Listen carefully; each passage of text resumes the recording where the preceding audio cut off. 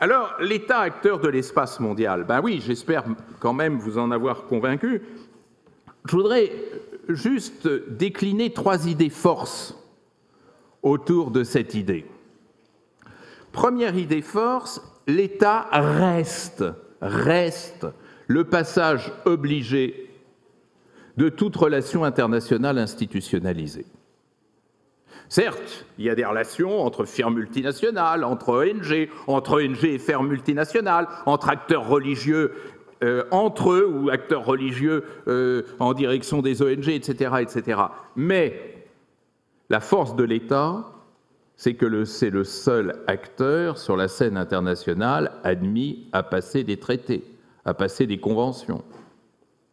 C'est celui par lequel il faut passer si on veut normer et transformer l'ordre international. Il a entre les mains, si tant est que l'État ait des mains, il a entre les mains un joker puissant, à savoir l'État reste dans la vie internationale le seul partenariat possible. Vous imaginez une assemblée générale des ONG du monde ? Vous imaginez une assemblée générale des migrants du monde? Vous imaginez une assemblée générale des firmes multinationales du monde? C'est impossible. Et du coup, l'État a cette ressource fondamentale, l'État a le droit international public pour lui. Ça, c'est la première remarque sur État acteur de l'espace mondial. La deuxième remarque, elle nous est soufflée par Raymond Aron dans Paix et guerre entre les nations, et c'est très important, c'est que lorsqu'on dit que l'État est acteur de l'espace mondial, c'est qu'il faut admettre l'État dans son étonnante diversité, ce que Raymond Aron appelle l'hétérogénéité du système international. Admettons que les Pays-Bas ressemblent à la Belgique sur le plan institutionnel, ou que la France ressemble à l'Allemagne sur le plan institutionnel notamment, mais la France et l'URSS, du temps où existait l'URSS. La Confédération helvétique et la République islamique d'Iran. La République populaire de Chine et le Portugal, et ainsi de suite. Vous comprenez très bien que cette dissonance de régime politique, d'us et coutumes politiques, de pratiques politiques, de philosophie, de culture politique entre les États, rend cette douce harmonie quelque peu problématique. Si l'espace mondial est structuré en États, les États sont tellement différents les uns des autres que cet effet d'harmonie tend à se défaire.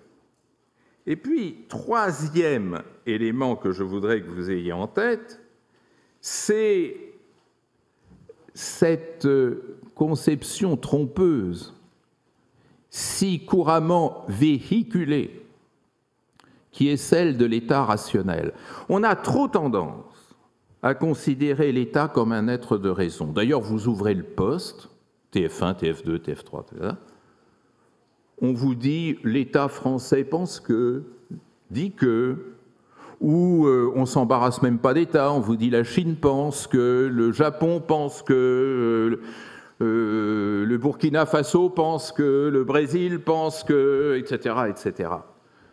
Vous avez déjà vu un État penser ? Vous avez déjà vu une collectivité d'1,3 milliard de personnes penser collectivement ? La France ne pense pas parce que la France est composée d'acteurs individuels, d'individus.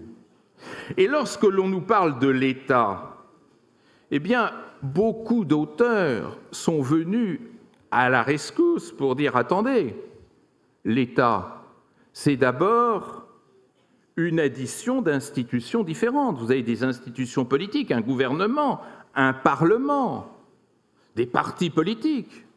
Mais vous avez aussi des institutions administratives, une bureaucratie. Là, en l'espèce, le Quai d'Orsay, la machine diplomatique française. Mais vous avez aussi les institutions militaires. Toutes ces institutions même si elles parvenaient à l'intérieur d'elles-mêmes au consensus, ce qui est rarissime, ne sont jamais sur la même ligne, ne serait-ce que parce que leurs intérêts, leur culture n'est pas le même. L'intérêt du corps diplomatique français et l'intérêt de l'armée française ne sont pas de même nature. Et donc, tout est affaire de tractation, de transaction. Quand on nous dit les États-Unis veulent que... Qui? Le président des États-Unis?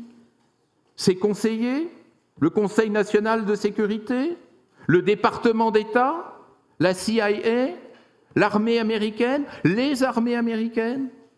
Vous comprenez que l'État est fait de dissonances et est fait de compromis permanents. Il y a une belle question d'ailleurs de savoir qui gouverne en politique étrangère, qui fait la politique étrangère de la France. Officiellement le président de la République, on le sait par la Constitution. Mais lui-même, ses conseillers, son conseiller diplomatique, ses conseillers militaires, son ministre des Affaires étrangères, son ministère des Affaires étrangères, l'armée, tout ceci, à propos de chacune des crises, Mali, Syrie, pour parler des crises récentes, soulève des interrogations et je n'ai jamais vu de réponse vraiment satisfaisante. Donc faites bien attention à cela. Quand vous vous mêlez d'analyse, de décision ou de fabrication de politique publique, demandez-vous qui gouverne ?